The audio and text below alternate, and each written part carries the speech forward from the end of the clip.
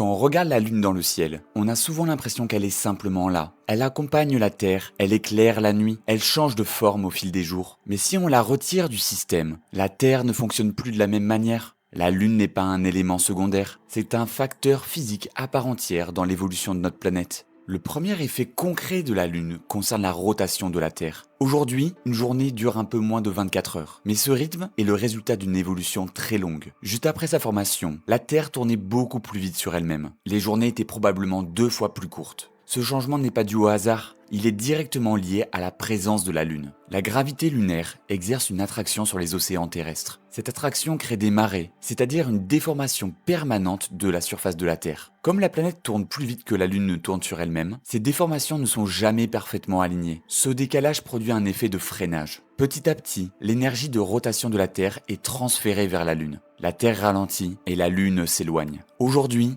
cet éloignement est mesuré avec précision, environ 4 cm par an. À l'échelle humaine, c'est imperceptible. À l'échelle de milliards d'années, c'est un mécanisme fondamental. Sans ce ralentissement progressif, la Terre aurait conservé une rotation beaucoup plus rapide. Cela aurait profondément modifié la circulation atmosphérique, la répartition de la chaleur et le comportement des océans. Mais l'effet le plus important de la Lune ne concerne pas la durée du jour, il concerne l'axe de rotation de la Terre. L'axe terrestre est incliné d'environ 23 degrés. C'est cette inclinaison qui crée les saisons. Mais surtout, cette inclinaison reste remarquablement stable sur des périodes très longues. Cette stabilité n'est pas automatique. Sur une planète dépourvue de satellites massifs, l'axe de rotation peut varier fortement sous l'influence gravitationnelle des autres planètes. Ces variations peuvent être rapides et imprévisibles, entraînant des changements climatiques brutaux. La Lune, ici, joue un rôle clé. Sa masse et sa proximité exercent une contrainte gravitationnelle qui limite les variations de l'axe terrestre. Grâce à elle, l'inclinaison change lentement et reste contenue dans une plage étroite. Sans cette stabilisation, le climat terrestre aurait été beaucoup plus chaotique. Certaines régions auraient pu passer en peu de temps d'un climat tempéré à des conditions extrêmes, puis revenir en arrière. Sur le long terme, ce type d'instabilité complique fortement le maintien d'un environnement durable. Les marées, elles aussi, vont bien au-delà d'un simple va-et-vient de l'eau sur les côtes. Elles représentent un transfert d'énergie constant entre la Terre et la Lune. Elles participent au brassage des océans, elles influencent la circulation de l'eau à l'échelle globale. Et elles ont probablement joué un rôle important dans les environnements côtiers primitifs, là où les premières formes de vie ont pu apparaître. À l'échelle du système Terre-Lune, la Lune agit donc comme un régulateur lent mais permanent. Elle ralentit la rotation de la Terre, elle stabilise son axe, elle redistribue l'énergie à travers les marées. Ce qui est frappant, c'est que cette influence est disproportionnée par rapport à la taille apparente. La Lune est très grande par rapport à la Terre, bien plus que la plupart des satellites naturels par rapport à leur planète. Ce rapport est inhabituel dans le système solaire. Et cette particularité s'explique par son origine. La Lune s'est formée à la suite d'une collision géante entre la Terre primitive et un corps de taille comparable à Mars. Les débris issus de cet impact se sont mis en orbite, puis se sont assemblés pour former la Lune. Cette origine explique à la fois sa masse, sa composition et son rôle durable. La Lune n'est donc pas un objet ajouté après coup, elle est le produit direct d'un événement fondateur. Et depuis ce moment-là, elle n'a jamais cessé d'influencer la Terre. On peut donc poser une idée simple et solide. La Terre, telle que nous la connaissons aujourd'hui,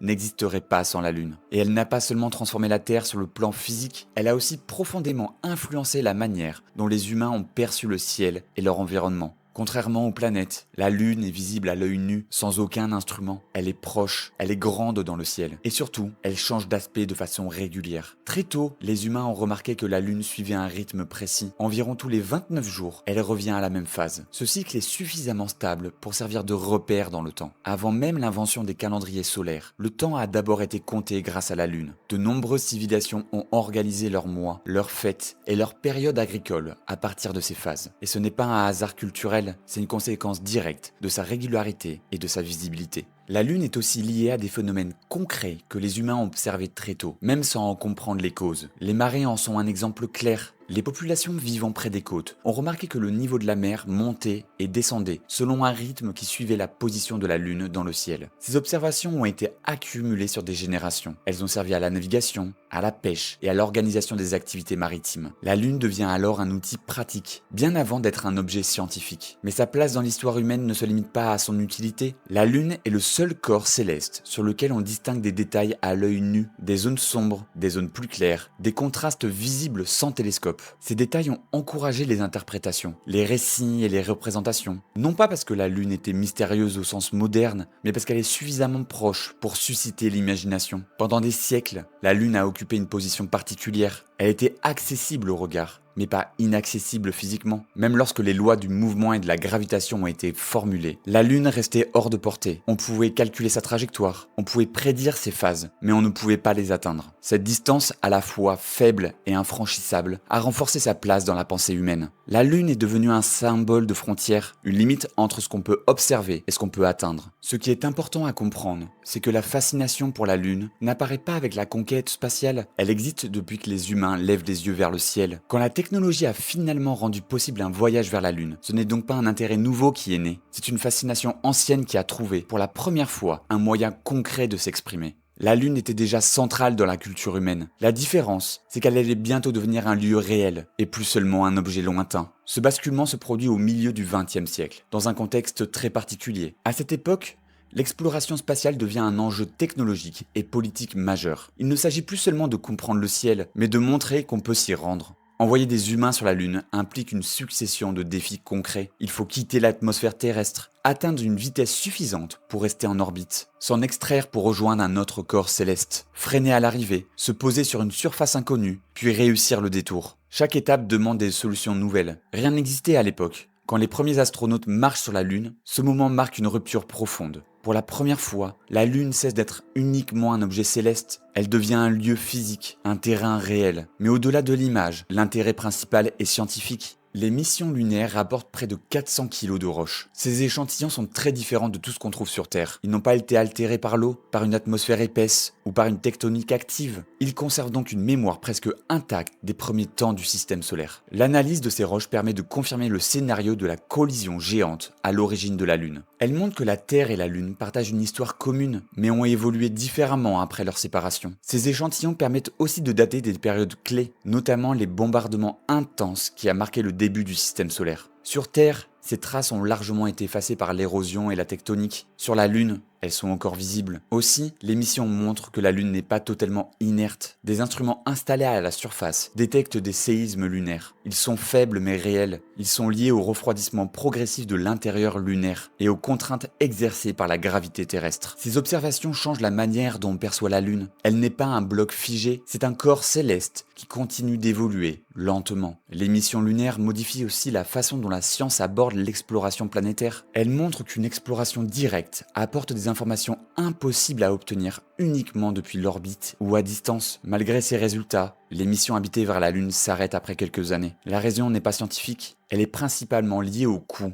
aux propriétés politiques et aux choix stratégiques du moment. Une fois l'objectif initial atteint, maintenir un programme aussi complexe n'apparaît plus comme une priorité immédiate. Pendant plusieurs décennies, l'exploration lunaire se poursuit grâce à des sondes automatiques. Elle cartographie la surface avec une précision croissante. Elles mesurent le champ gravitationnel. Elles analysent la composition du sol. Ces missions révèlent notamment la présence de glace d'eau dans certaines régions proches des pôles, à l'abri de la lumière solaire. Cette découverte va profondément changer la manière dont la Lune est envisagée pour l'avenir. La Lune redevient alors plus qu'un symbole du passé. Elle redevient un objet scientifique central, avec des enjeux nouveaux. Aujourd'hui, la question n'est plus de savoir si on veut aller sur la Lune. Cette capacité a été démontrée il y a plus d'un demi-siècle. La vraie question est différente. Pourquoi y retourner maintenant et pourquoi faire ? Ce qui a changé depuis les missions Apollo, ce n'est pas la Lune, c'est notre manière de l'aborder. À l'époque, l'objectif principal était de prouver une capacité technologique. Il fallait montrer qu'un voyage habité vers un autre corps céleste était possible, et qu'un équipage pouvait en revenir. Aujourd'hui, l'enjeu est plus durable. Les projets actuels visent à rester plus longtemps, à travailler sur place, et à comprendre comment utiliser l'environnement lunaire plutôt que de le subir.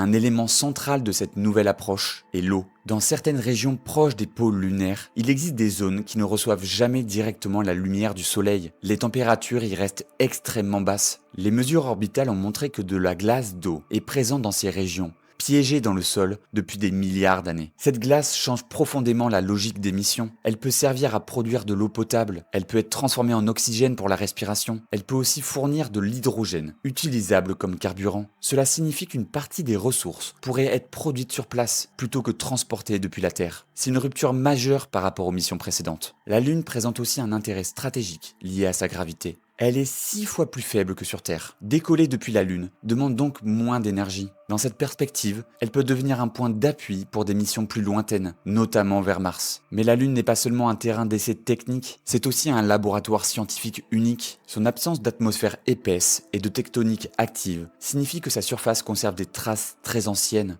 Chaque couche de sol, chaque impact, chaque fragment raconte une histoire du système solaire. Explorer la Lune, c'est continuer à lire une archive que la Terre a en grande partie effacée. Et enfin, il y a une dimension humaine qu'on ne peut pas ignorer. Retourner sur la Lune, c'est tester la capacité des humains à vivre et à travailler hors de la Terre sur des périodes plus longues. C'est comprendre comment le corps réagit à une gravité réduite. C'est apprendre à gérer l'isolement, la dépendance à des systèmes fermés et la distance avec la planète d'origine. Ces questions sont concrètes, elles conditionnent toute l'exploration habitée future. Ce qui est important, c'est que ce retour sur la Lune n'est pas une répétition d'Apollo. Apollo était une démonstration. Ce qui se prépare aujourd'hui est un changement de logique. La Lune n'est pas seulement une destination symbolique, elle redevient un partenaire physique de la Terre, comme elle a toujours été. Elle continue de ralentir notre rotation, elle continue de stabiliser notre axe. Et désormais, elle pourrait aussi devenir le premier lieu où l'humanité apprend à s'installer durablement, ailleurs que sur la planète Terre. La Lune n'a jamais cessé de nous influencer. Ce qui change, c'est que pour la première fois, l'humanité envisage de s'y projeter sur le long terme. Merci à tous d'avoir regardé cette vidéo. On continue très prochainement avec la suite de notre voyage vers le système solaire.